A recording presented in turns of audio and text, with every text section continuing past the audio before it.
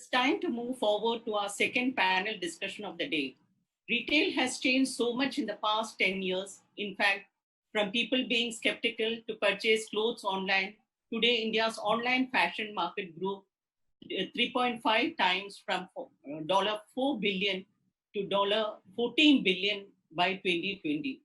With India's health situation not improving in the coming months, people will purchase more online.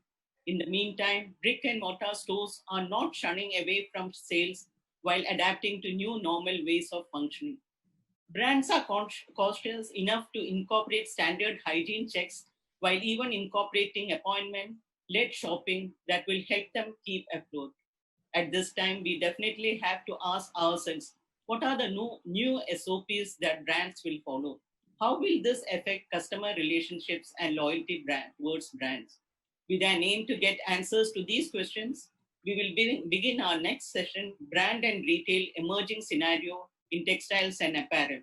This session will be chaired by Mr. Rahul Mehta, MD Creative Garments, and moderated by Dr. Hitesh Bhatt, Retailers Association of India. And our panelists from this session are Max Gilman, Kaleidoscope, Mr. Ganesh Subramaniam, founder and CEO, Stylumia, and Nidhin Mohan, founder, director, Blackberry Menswear, Mr. Siddharth Bindra, managing director, BIBA Apparel. Thank you.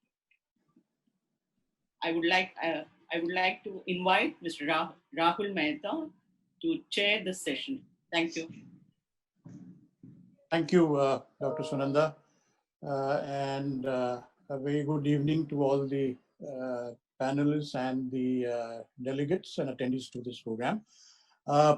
If you notice, the title of this session is Rebooting the Textile and Apparel Industry. So at least one thing is very clear, that we all seem to be on the same page, that currently the industry appears to have collapsed or is close to collapsing. Because it's only when you are really at the rock bottom that you start talking about rebooting the industry. So that's a plus point that we have. Now, you know, the job of a chairperson, in fact, I think is a very enviable one, because all I'm supposed to be doing is to raise a few queries here and there and leave it to the experts to solve the issues. And it suits me fine, because I'm probably the least qualified and the least experienced of the entire panel. So I can only ask very dumb questions. So let me just set a context to the discussion, which then Dr. Hitesh will take over from me. Now, no matter where the industry finds itself in today, there will be some aspects, some features which would be changing very rapidly. But at the same time, there will be some features which will not be changing. There will be some continuity in the way the industry is operating itself. So what are these not changing features of the industry? Firstly, I think it's a fact that people will continue to wear clothes. Now, whether that's a fortunate fact or an unfortunate fact depends on what angle you look at it. But people will continue to wear clothes. Secondly, I think the industry so far has been dominated in numbers by the smaller manufacturers, but in terms of the share of the industry by the bigger players.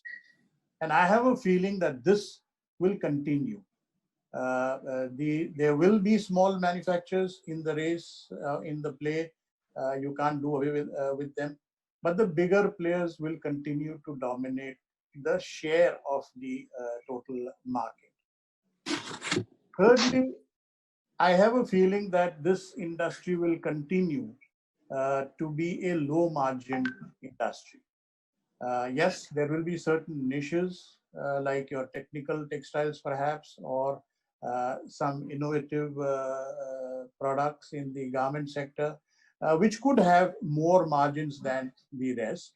But I think by and large, at an industry level, you will find it to be a low margin industry.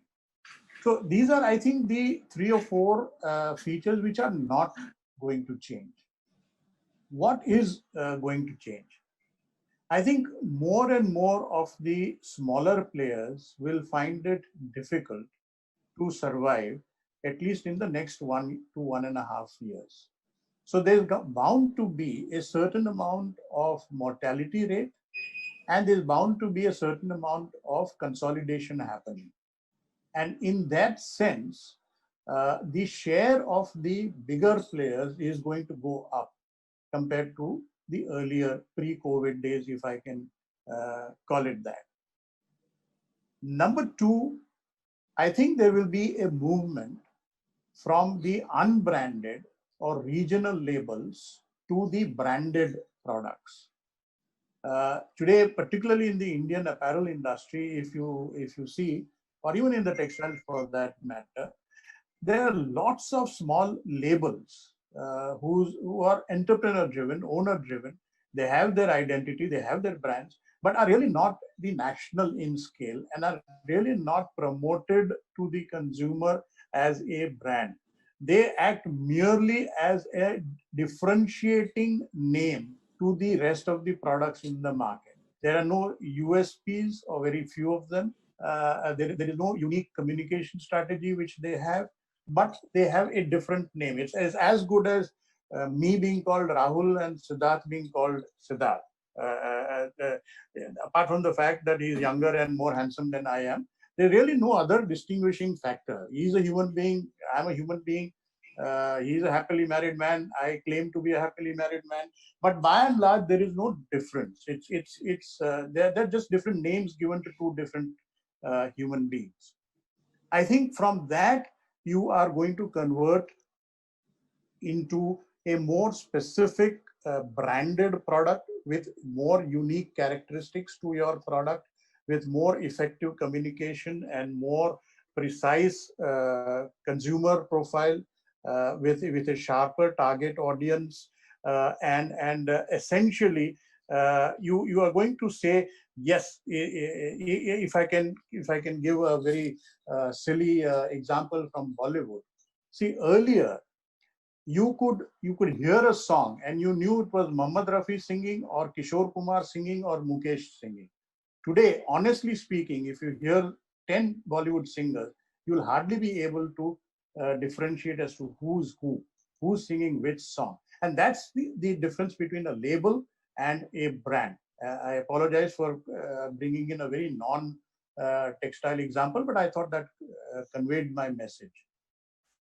Fourthly, I think there's going to be a sharper difference between a manufacturer and a brand owner.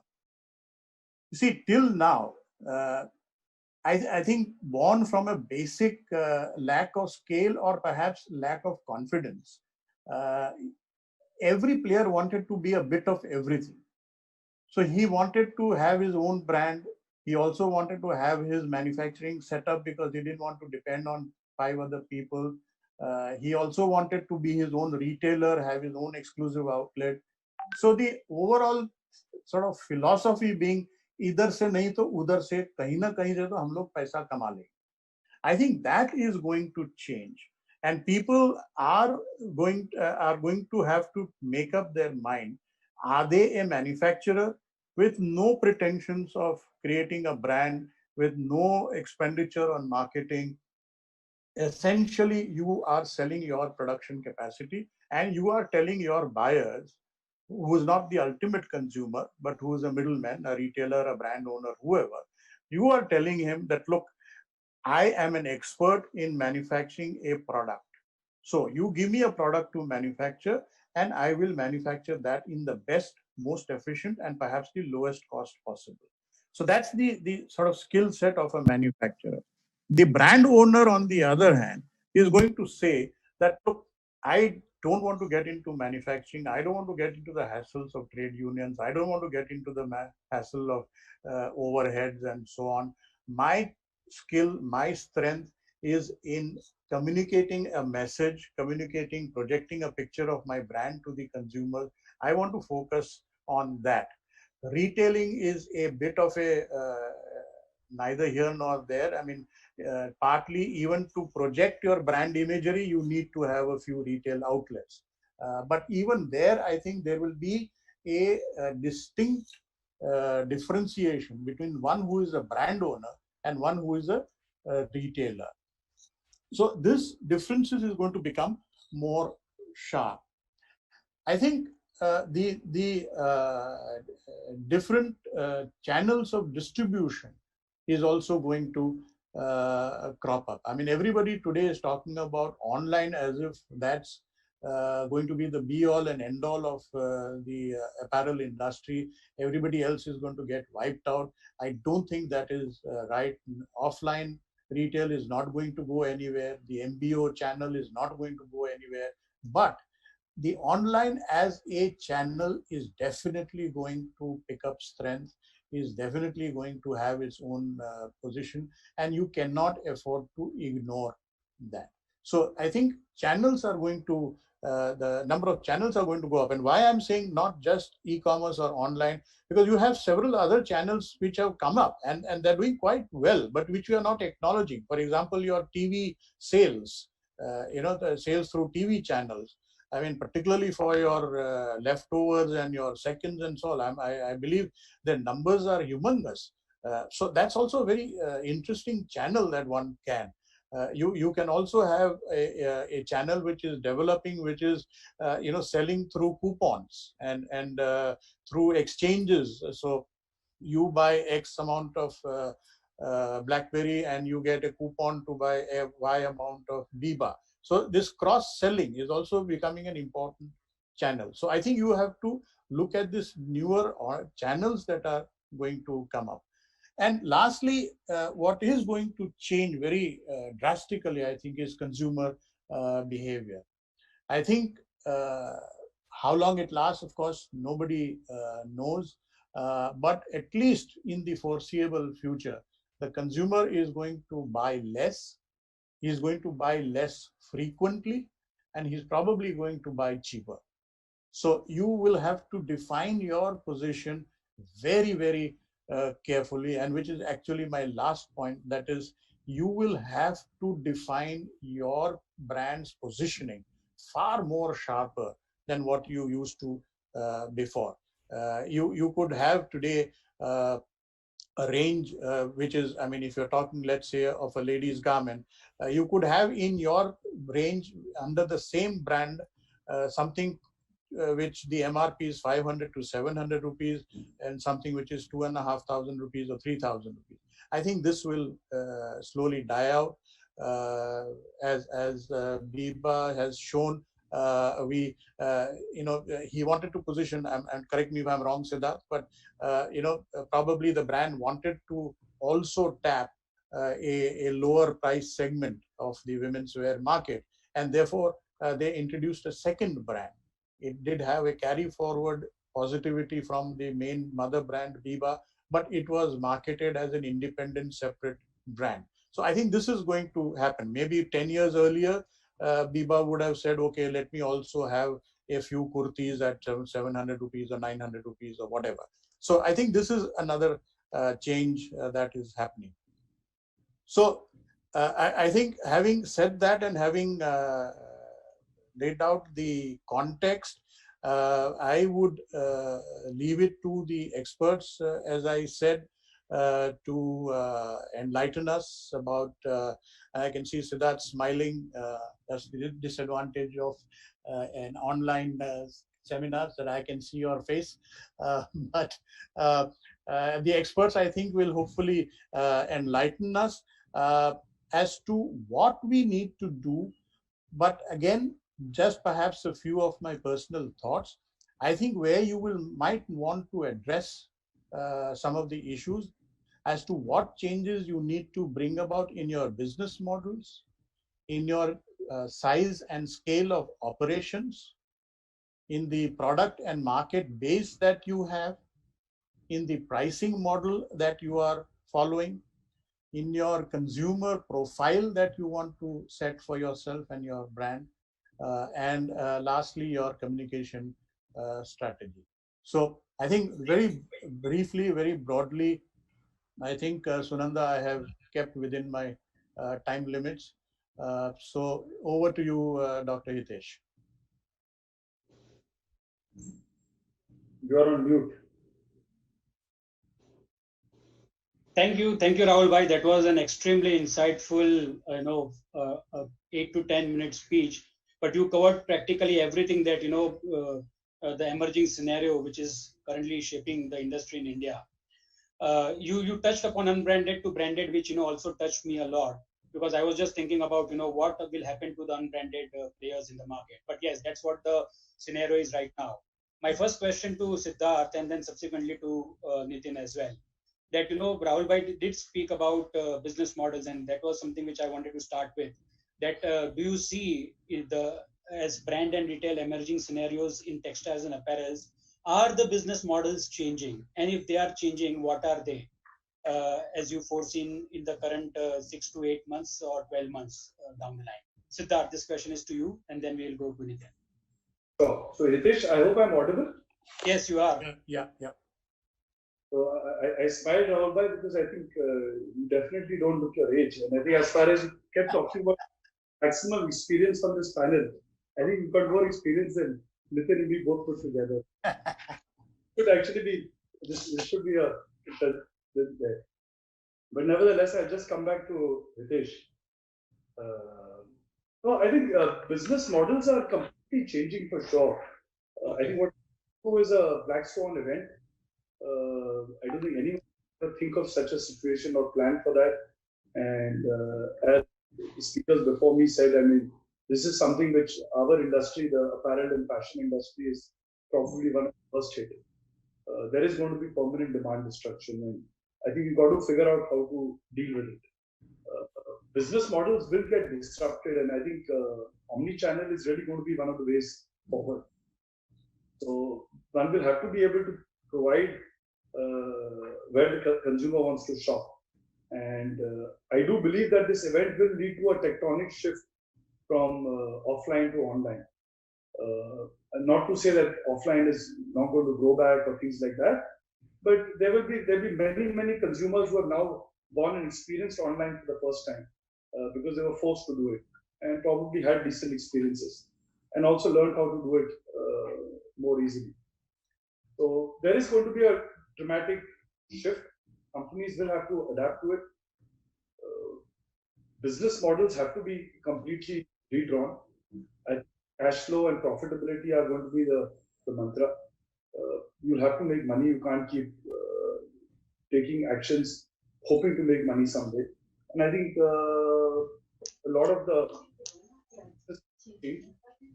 right into business will also have to take place. So I see really structures changing all across. I think I would urge people to really embrace the digital space, e-commerce, whether it's omni-channel, and brands will have to start looking at consumers with one view. Consumer must be able to shop on a BIBA website, pick it up from a BIBA store, return it for BIBA. And we should be able to track a consumer all across our journey with the brand. Many of us brands today don't do it in just one, and it's a different view. All this, I think omni-channel will also make companies very, because need of inventory will reduce. Today we have different sales channels. Siddharth, your voice is not audible. Am I better now? Yeah, can you just speak, please? Yeah, I said, am I better now? Yeah, we can hear you. Or maybe the others, panelists can keep themselves on mute. Hello? Yeah. So yeah. I think technology will also help make businesses far more efficient. One view of inventory will also dramatically reduce the amount of inventory that one would need in a business. Today, most of the brands have different inventory sales channels. And I think these are all very inefficient ways of running businesses. So, I think there's going to be change, as I mentioned, all of it. This is our finance, their plan. Sure. I'll take that point ahead to Nitin as well. Nitin, Rahul Bhai and Siddharth both spoke about the change in business models. What, according to you, would these changes be, and how do we address to those changes? Is the subsequent question for that. Good evening, everybody. Good evening, Rahul Bhai. Absolutely agree with Siddharth. I think inventory, the way we've seen in organized sectors, let's say like auto, so the channel inventory, the dealer inventory, the manufacturing inventory is fairly well, there's a beautiful cadence. They know the numbers, they manage the numbers well. I think in our industry, and as Mr. Bijou said, that there has to be an industry-wide movement. I think that inventory is that one thing that we got to deal with efficiently and effectively. I think we are getting into an era of shared, it's a shared future, shared risk, and shared returns. So, and we got to sort of take care of our customers' inventory, and we got to help the factories and the suppliers manage their inventory, and so that it doesn't become a burden. And sure, technology will come to aid here. And clearly, showing more is not equal to selling more. As somebody said, essentials, functional versus cosmetic. So I think as brands, we got to not spray and pray. We got to sort of analyze deeply, see what works for our customers, and then take that call. The second thing I think what will get impacted is the experience of retail. There were times pre-COVID that retail itself was an experience. I think that is passé now. As brand owners, as retailers, we will have to bring in a fresh wave of excitement to retail, the way we transact at stores, the experience we give at stores, whether it is that exclusive piece that Sunanda spoke about. But clearly we have to rethink the way some of the iconic brands of the world in their home countries, they think of retail. And it's almost like a museum for the brand. And that's a direction of thinking that I think we got to look at as retailers and retailers. Sure. Lastly, I'd like to carry on, Nitin. Yeah. On the value proposition, who I mentioned, I think that will get repegged, and I think we've been adopting a easy and a lazy route to retailing, and we have these sales twice a year, and a fair bit of volume happens there. I think we got to look at value once again. We got to look at price as a strategy, and definitely this EOSS thing not as a selling strategy, but as purely opportunity to correct some of the mistakes we would have taken as an entrepreneur. So these are the three things I thought will shift directionally. Sure. Ganesh, I'll go to you and ask your views from a technological point of view. Rahul Bhai mentioned, Siddharth did mention about the omnichannel part. We'll come to that point subsequently. But how can the brands stay relevant in these days, where there is a lot of uncertainty? Ganesh, please. Yeah, thanks, Hitesh, and thanks everyone for setting the context. And I hope everybody who is watching are staying safe. Fortunately, I started my journey online in 2012, when everybody said, Ganesh, you are a mad guy, leaving Walmart, world's #1 company, to join a company which nobody knows, right? And they're going to sell fashion online. And they were saying that, you're making maybe the mistake of a lifetime. Now, on the hindsight, I think things can go wrong, go right, etc. I think it's important. I think, if you ask me one thing, right, COVID is created a lot of reflection for the industry globally, not India. COVID has actually shaken and all of us to say that, maybe what we could have done long back, we are all trying to do now. I think it's a huge reflection point. to an extent that, those brands who actually took this initiative 5 years back, right? I'll give an example. I think it's a published data. Nike, for example, Nike in China last year just dropped annual results by 5% down over year, and with all what has happened in China, last quarter results. And they compensated all their offline losses just by the online business, right? Humongous amount of recovery because it did not happen overnight.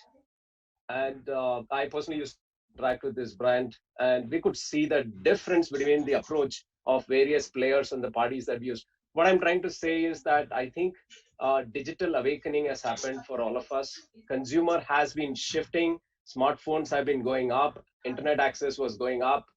But the speed at which we were looking at was proportional to the share of business. I think that's, therefore I would say that I think we all need to look at, like the ski guy said that, we need to look at where the puck is going to be, not the where puck is right now. So we need to be playing the ball for the future. Therefore, let me explain. I think I'm going to take this whole conversation point of view from a digital perspective. Now, from a digital perspective, I see that winning in digital needs kinetic energy. I'm going to take a bit of science here. Now, kinetic energy, all of us know it's half mE square. Now, if you just look at it, kinetic energy is exponentially benefited by velocity, not by mass, right? So it's a flywheel effect in digital.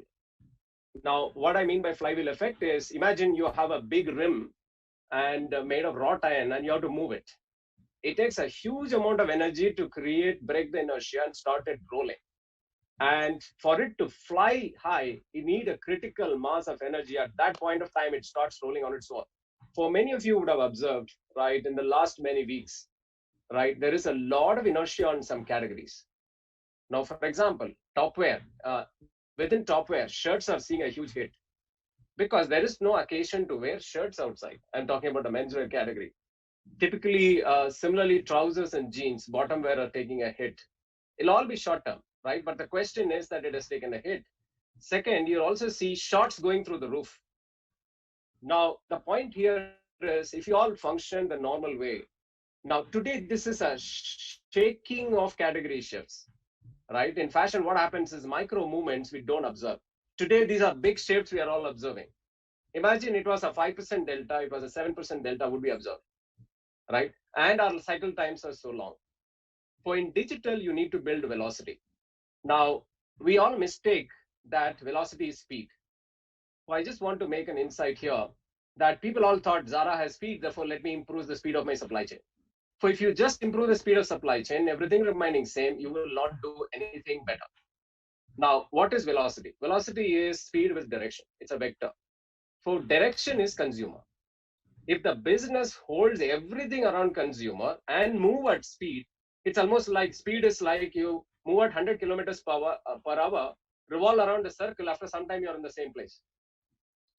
So it is, sometimes many people run with a lot of speed, come back to the same point. Nothing happening to my business, I'm taking a lot of speed efforts, right? So how do you understand consumer in such a dynamic industry? Now, the only way you can do that is data. So data is the key to winning in digital, maybe in winning in any business in the future, right? Now the dynamism, COVID has given a shaking of dynamism, but dynamism will continue to remain. How do you sense the dynamism of consumer is through data, and that's where technology can help. See, finally, retail is product on one side, consumer on the other side.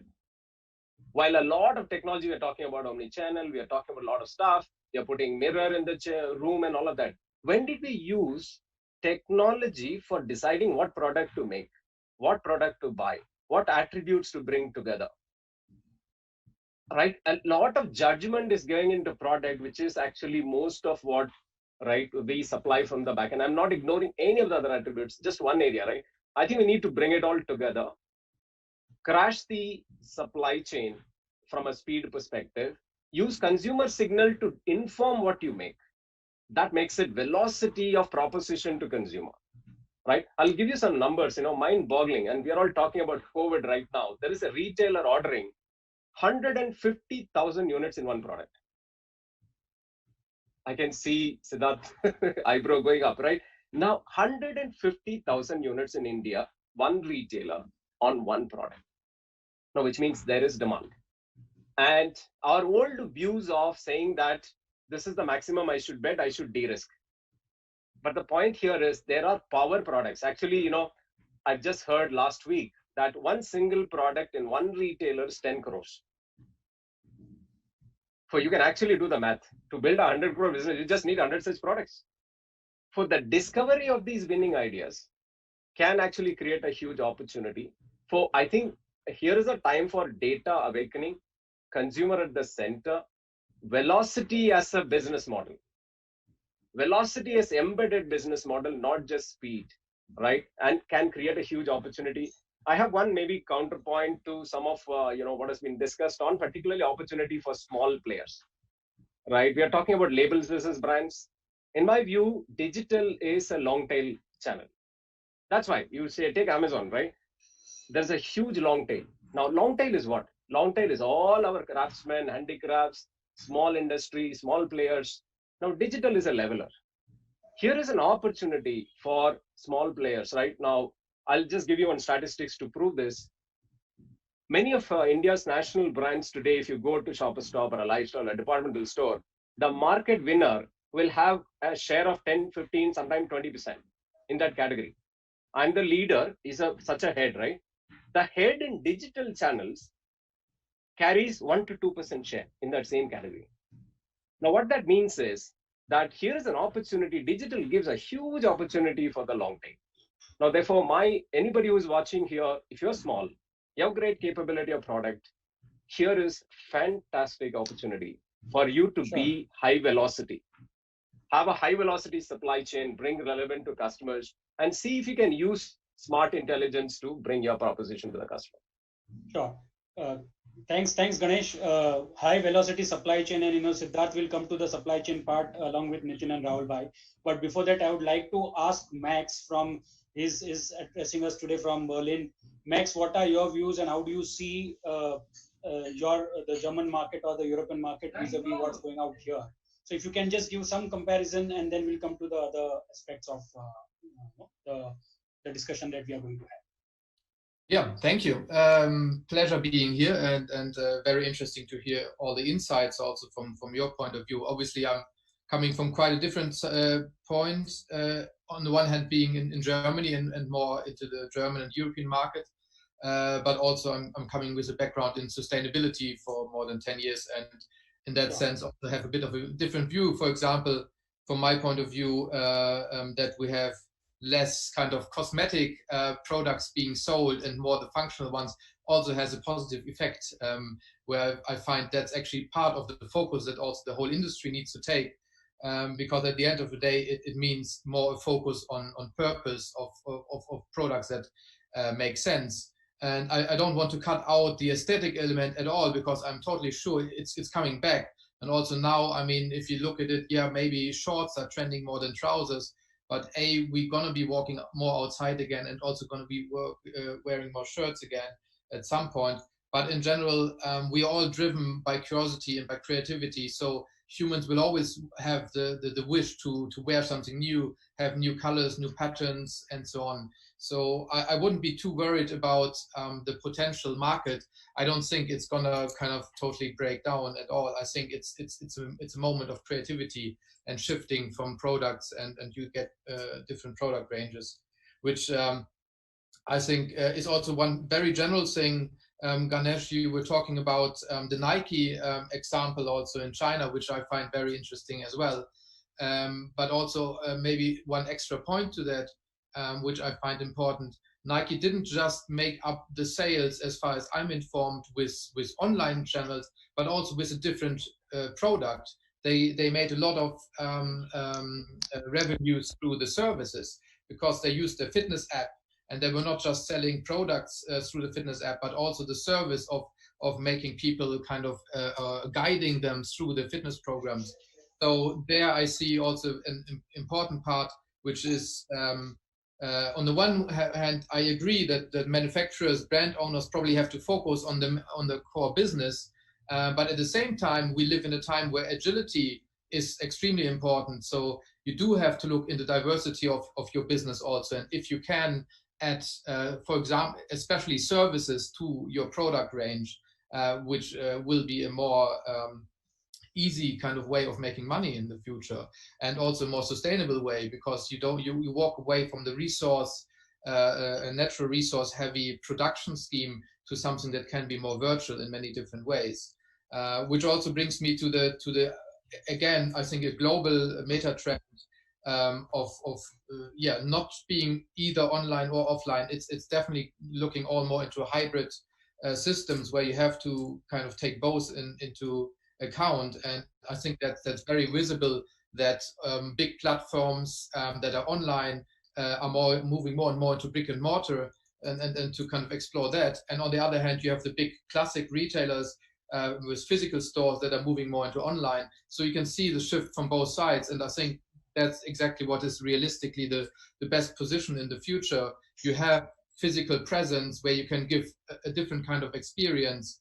And then you have like the whole and kind of unlimited online world where you can kind of follow your customers, where you can learn more about them, where you can gather the data that you can also plan your production better in future. And all this is, I think, quite universal and true for Germany as well as India and many other markets. Sure. Maybe for a bit of a focus on the German market, I feel here we have a totally split situation. It's clearly that the higher price range is doing fairly well, especially luxury, but also like just higher fashion. This is, for example, also sustainable fashion brands are doing pretty well at the moment. They have gained market share. And then we have the discount, which is mostly also non-branded, or just like maybe you have a retail brand, but not so much a product brand. And they're also gaining, because obviously you have people that are becoming more conscious at the moment, but you also have people that just have less money. So these two parts are gaining. So what I see is I see a lot of chances for small businesses. I definitely agree with Ganesh there, especially in the combination with being smart and using technology. But I see that the mid-sized brands in Germany, they have the biggest trouble, because they are already too big to be agile, but they're too small to really overcome this crisis easily. So I'm seeing mostly an even bigger split, and that the COVID crisis is an amplifier for this. And then in Germany, I also think the idea of focus is very important. Focus more on your best products, on your best skills. And with that comes the branding as an extremely important element. Because brands, I mean, if you think originally about brands, it's trust. So your brand is what makes the consumer trust in your products, in your services. And in a time with so much uncertainty, it's absolutely the rebirth of what brands used to be about. The promise of quality, and this quality is becoming more diverse that it represents. So you also get sustainability aspects within the range of quality and functional aspects. Definitely it's going to be very interesting to see technical textiles rising more, textiles that will promise to protect you also against the environment. On the one hand, maybe also viruses, but also in general, weather is changing, getting more dramatic weather. So we will have more kind of outdoor functional wear going into fashion the next couple of months and years.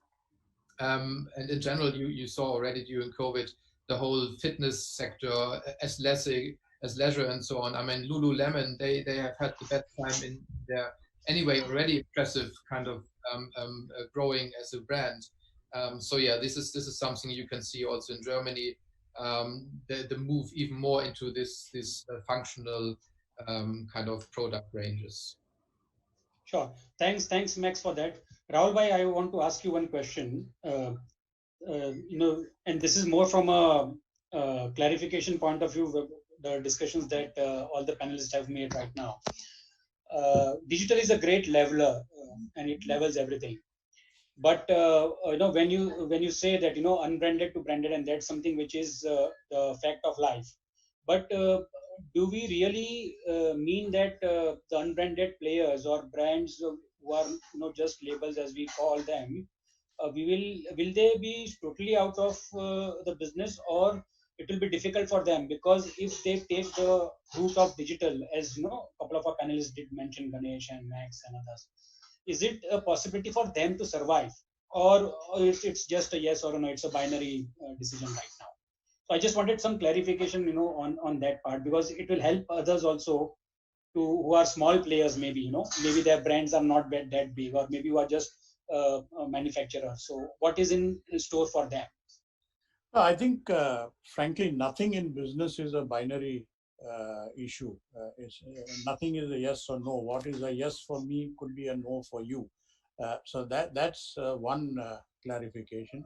I must say, for the audience particularly, I think this is a very interesting situation. I was reserving it for my closing remarks, but since you have raised it, it's a very interesting contrarian view.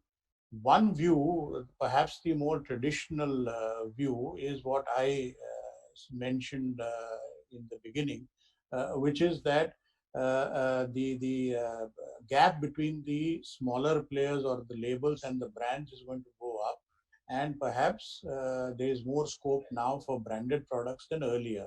Whereas Ganesh, I think, and to some extent Max, gave the complete opposite view, that here, in fact, is the online business or channel, which is a lifeline to the smaller players. That this is where it is not so much the name of your brand or the reputation of your brand that people are looking at, but the kind of style that is there displayed on your screen, the product.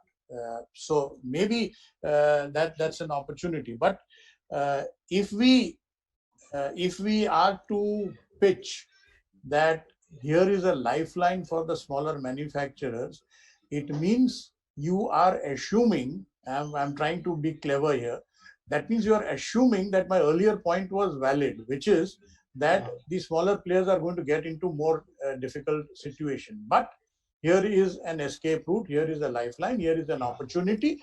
And I would agree. I don't understand online channel that much, or e-commerce that much, but here is an opportunity for the smaller brands to overcome their otherwise traditional deficiencies or limitations of resources to market, resources to travel all over the country, to distribute, etc. So I think they've made a very valid point. Very well said, Rahul bhai. I think that brings a lot of clarity. Taking that same point of digital, and since we have got limited time available, I thought, okay, let's talk about the emerging scenario. And in the emerging scenarios, Rahul bhai has given 8 to 10 points, out of which, since digital is there, and Siddharth, we did speak about omni-channel and e-commerce. How is BIBA, and then subsequently to Nitin as well, okay, how are you using technology? How are you using omni-channel in this current scenario? Have you made some investments? Has the brand made some investments, or are going to make something? So just throw some light on that for our audience also. And what is, according to you, in your category, how is this omni-channel route BIBA is going to take ahead? Yeah. I hope I'm audible. Yes, yes. Yeah. No, I think at BIBA, we started actually investing into the e-commerce space and the digital space around 7 years back, and we've consistent in that. And yes, I think during this COVID crisis, we have definitely got rewarded on that front. So for us, digital is a very, very important part of our business. Our own website in itself is a very important part of our business. And of course, all the marketplaces also have been an important part. That they continue to do that. From a marketing perspective at BIBA, pre-COVID, we had actually taken a call to kind of completely go online. I wouldn't say 100%, but at least 70-80% go digital. As against 20% earlier, where we were doing more of newspapers and offline and all the other traditional methods. So as a brand, I mean, that's something we had actually planned pre-COVID. It only got completely strengthened post-COVID. I think, as some of the speakers said earlier, COVID crisis has helped us all reach our business. a lot of things that we had planned to do digitally over the next year, months, I think has all moved to an effort to try and do it over the next months. Okay. Omni-channel is one clear way forward. We started our technology implementation. We are hoping omni-channel August or September. Sure. And subsequent question to that, I'll first go to Nitin and take his views on omni-channel, and then I'll come to you again, Siddharth and Nitin, and then Rahul Bhai also. Sure.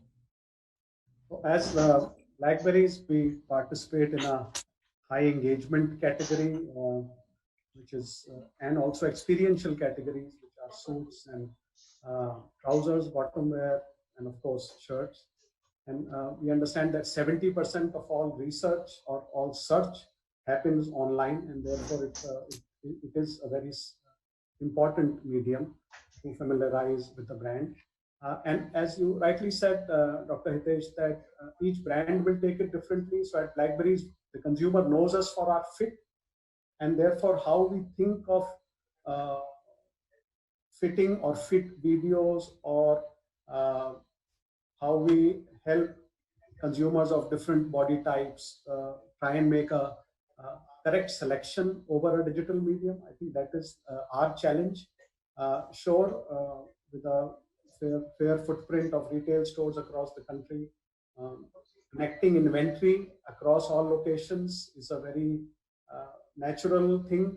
That's something at the moment that's sort of top of our list at the moment, and that we hope to unlock very soon. Sure. Thanks, Nitin. Ganesh, this question is to you.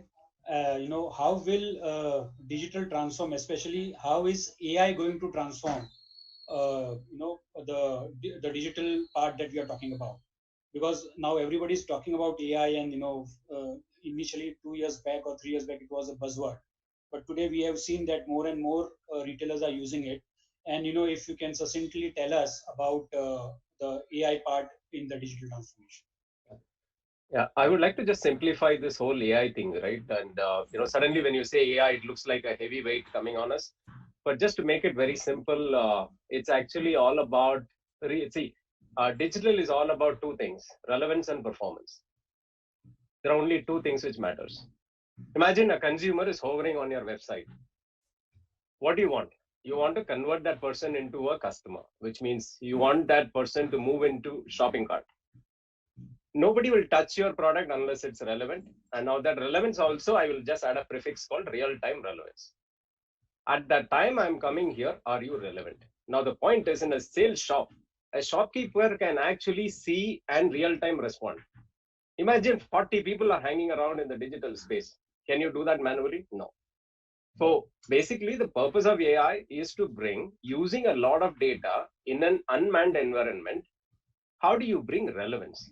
Now, you bring relevance in various areas. I just gave one example on the website, which is real-time relevance on product, real-time relevance on price, real-time relevance on merchandising. Now you can put backwards into the entire value chain and say, in a dynamic environment, the original way of we doing things is a very batch process, and one step, once in 3 months, once in 6 months way of doing things, to a flow way of doing things. And using technology, AI is just one element. Not everything need be solved by AI, but yes, AI is just one of the elements. How do you bring relevance? Now, real-time relevance, you can use AI from a digital front-end perspective, what I just told you, to improve conversion.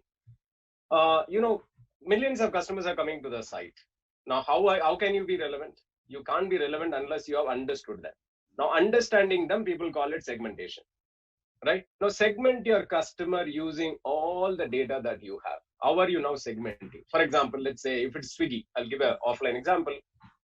You might have a healthy eater, and you can maybe have somebody who's indulging, or somebody who is actually looking for value. So what kind of notification will you send? Again, unmanned environment, you have to bring them back. Whether you are retaining customer, we are acquiring different customer, you just need to be relevant. Use the relevant technology in each one of these areas to stay relevant. Now, I think we just need to understand saying that it's not going to be manually possible. So I just need to use technology at various areas. How do I bring real-time merchandising relevance? Now, then you use technology to understand real-time demand of products, keep on changing what kind of prints is doing, what kind of silhouettes, length, etc., cut, etc. Or fabrics, if you're in textiles. Today, just to give you an example, very interesting, one chemical supplier in the country reached out to us very recently. Chemical manufacturer, right? Now, what are they doing? They're making now designs where they reduce the speed to market, they make it sustainable, whatever that is. That chemical owner now wants to go direct to consumer.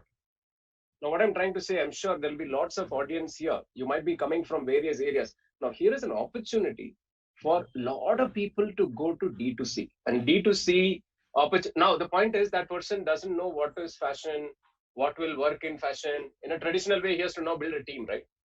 Today, technology is available to cut all of this and say anybody, you can actually build a brand in a box, right? Okay. Again, using all of what we are talking about. So AI fundamentally will help you stay relevant. And if you stay relevant, you will win with the consumer and you will scale. Sure. I think, we are coming to the fag end of this webinar. I think the time is almost up. I would take one last comment from Max. Before everyone gives a short two-liner closing remarks. Max, your take on the sustainability part, and though it is global yet local. So can you just give your remarks on the sustainability, please, in the textile scenario?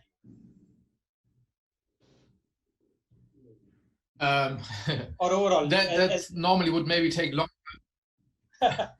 And then we have time now. But I mean, in very general, in very general, I mean, sustainability, what is behind it is really the baseline of the word that you want to stabilize also your business. I mean, if you look at it from a value point of view, it is about looking at the purpose of your business, of your products, of your manufacturing, of your whole supply chain, and looking into how do you create value and how do you do that in a more sustainable way. So I think what is this whole situation with all the tragedy, obviously, that it has, that I mean, we don't need to discuss that. I think we all know how serious it got. It is an unprecedented opportunity to change things while rebooting. And if we anyway have to reboot, it's the perfect moment to really look into sustainability structures, which at the end of the day, from our point of view, how we look into strategies there, it will stabilize your business over a long-term period. I mean, this is something where we definitely, we always clash. If you look into sustainability, obviously, it will not work if you're just after the very quick money. That there is a conflict between this. So that's also why always like this really super fast fashion models and sustainability, it's still quite difficult to get together because on the technology side, we're not that far. We can imagine for the future at some point with biodegradable materials and so on, maybe we get into like really quick cycles that can be sustainable, but that's future. That's the music for the future, maybe in I guess 20 years. But for now, if you look into sustainability, it mainly is really looking at your resources and bringing the highest degree of efficiency in there and making it stable with all the stakeholders you have. I mean, something that we've been seeing, it was mentioned a bit before. I mean, the whole supply chain has suffered the most. I mean, at the end of the day, it's the workers that really had the biggest struggle with this overall situation. And you could see that the system is very fragile. And obviously, as usually in an economic and social system, it is the weakest ones are the most fragile ones. But we could also see, if you look at like maybe even bigger in like Bangladesh, how the whole country has been in like deep shit, pardon my language, because they are so dependent on all these kind of Western brands buying there. That this kind of breakdown you want to avoid, and we are living in a situation where the economic systems for a long time now will be less stable, and we have to build new relationships between different stakeholders. And there, I think the idea of sustainability can come in very handy, because at the end of the day, it's a question about what kind of relationship do you have with your stakeholders, starting from maybe the cotton farmer to the workers and so on. So you have to really think, okay, how do I work with them in a good way so that they have a good environment, which then makes your own environment and your own ecosystem way more stable. And then on the other hand, obviously you look into all the external factors that so far maybe you have not looked into. And at the end of the day, if we're honest, one has to see COVID is also connected to the whole drama of climate crisis and so on. Because, I mean, as far as science looks at it at the moment, it's very clear that the viruses come from wild animals. The wild animals are being endangered because we are expanding as humans so much. So we need to find really other solutions on how to deal with that if we have an interest that our kids and their kids and grandsons and granddaughters and so on still have a fairly comfortable life here. So that's where we stand with sustainability, I think. And yeah, I can only ask and also offer our help, obviously. Everybody who is really looking into rebooting now, it's an historic moment when you can implement sustainability strategies deeply into your business, and that means you can gain from it really quickly. At the end of the day, there's no sustainability without profits. That's totally clear. So if you use this moment of rebooting to implement sustainability in your business strategy, you will certainly benefit from it over the next 5 to 10 years. That's I can promise. Thank Hitesh, yeah, Rahul, please come in. No, I was just saying, I think we are running short of time. Yes. We'll just wind up. I would request you to do the closing remarks. No, you can do that. It's up to you. No, Rahul, please do the closing remarks. Okay. Fine. My sincere apologies to the panelists. It was a fascinating session, and I hated to interrupt it. But some of these issues are so sort of important for us. Sustainability, for example. If I can say, I have participated in one whole day's conference on sustainability, and I really felt very bad that I had to interrupt Max after 3 minutes of talk on sustainability. So my apologies.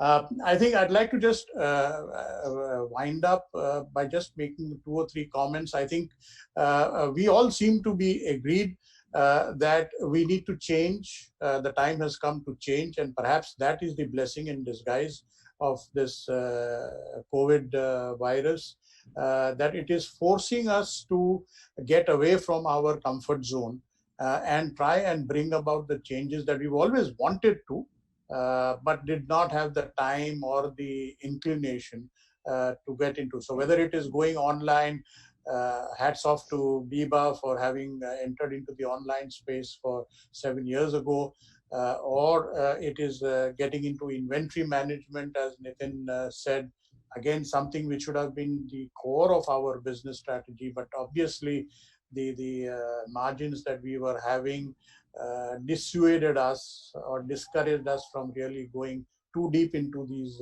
issues. But you're absolutely right, Nitin, that should form a very, very critical part. I think Siddharth made a very important point about the fact that from the focus on top line, I think we are now going to be looking more and more at our bottom lines. And I think you will find that many of our business houses, our brands, our manufacturers are going to stop looking solely at top line. I'm not saying top line is not important, but I think they are going to give far more importance to the bottom line, the profitability, than we did before. I mean, friends, this is actually a matter of concern. I won't go as far as to say a matter of shame, but a matter of concern that such a traditional old industry where most of the players are 10, 20, 30 years in the business are thinking about closing down because of one bad year. I think it just shows the fragileness of our industry and of the business models that we have brought in. I think I have to thank Ganesh for bringing about one very, very important point, which is the difference between velocity and speed. I think that was a very fascinating concept. Velocity as equal to speed plus direction. And again, excellent example of Zara that I'm sure many manufacturers can bring from the concept to retail floor within the same time that Zara does. But will everybody be guaranteed that kind of a success? I would doubt it.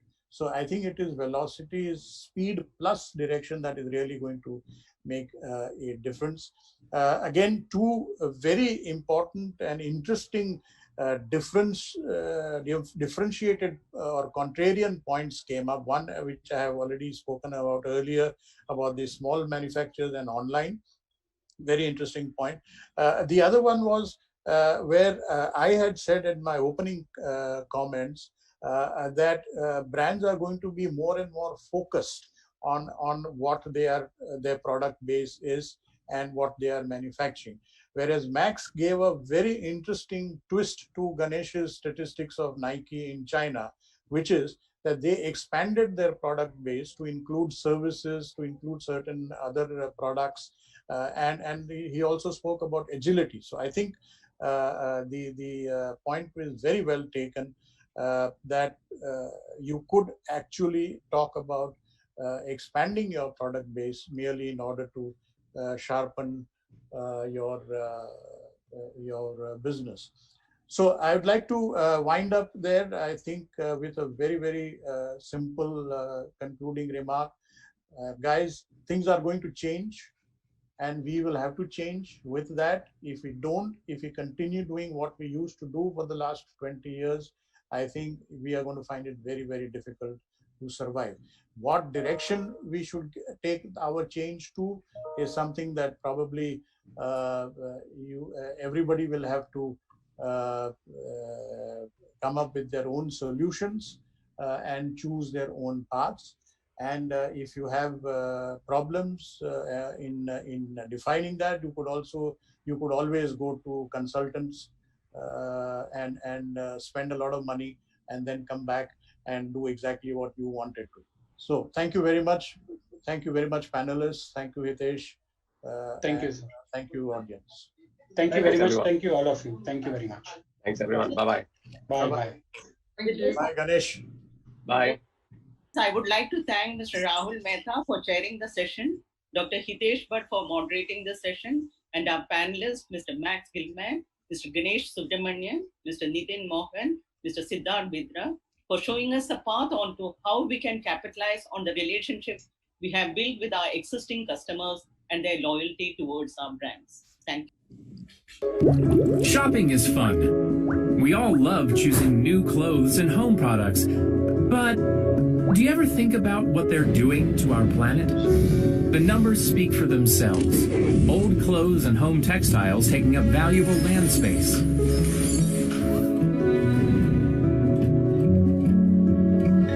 New clothes and home textiles consuming valuable resources to produce.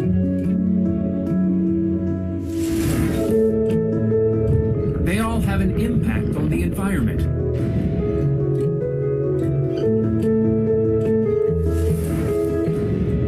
Something needs to change, and you can help by making the right choices. Like buying products made of Tencel sustainable fibers. Tencel fibers let you feel right and feel good about the environment. Tencel fibers are derived from nature, produced from the natural raw material, wood. Tencel fibers come in two varieties, Tencel lyocell and Tencel modal. Let's look at how these fibers are produced. Our story starts in the forest. The production of Tencel fibers makes full use of wood harvested. Nothing goes to waste. Even the wood pulp from the pulp mill gives us other co-products, like acetic acid. And any residue from the wood is turned to biofuel for energy generation. The resulting wood pulp is transformed into Tencel fibers. Tencel lyocell fibers are very versatile. Let's see how they're produced.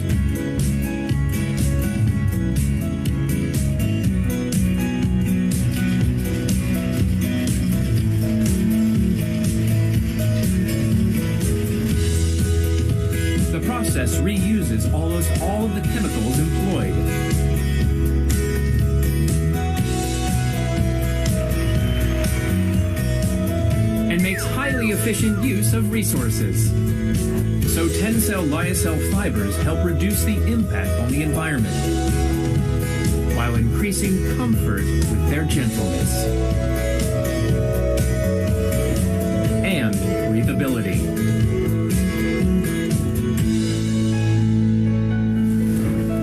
They are also strong.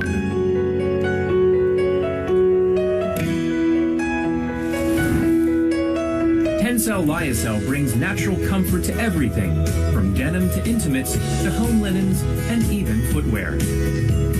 Tencel Modal is renowned for its softness.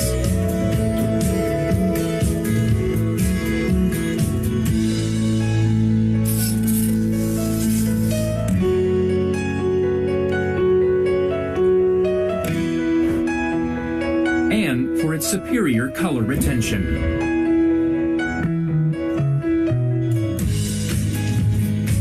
Tencel Modal production also uses resources efficiently.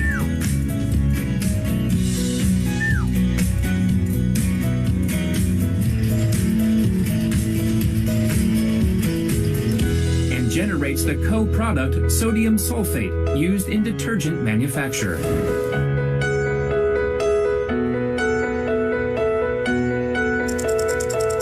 Tencel Modal fibers also offer long-lasting comfort through their softness.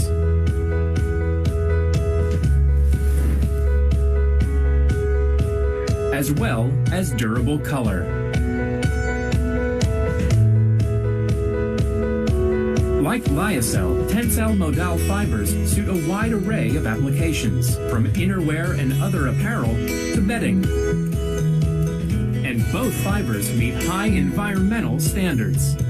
When we call Tencel sustainable, don't just take our word for it. The Higg Materials Sustainability Index confirms our claims. Higg MSI measures 4 important markers of sustainability in textile manufacturing, including eutrophication, an indicator of water quality. The results show that Tencel, lyocell, and Modal are among the most sustainable fibers.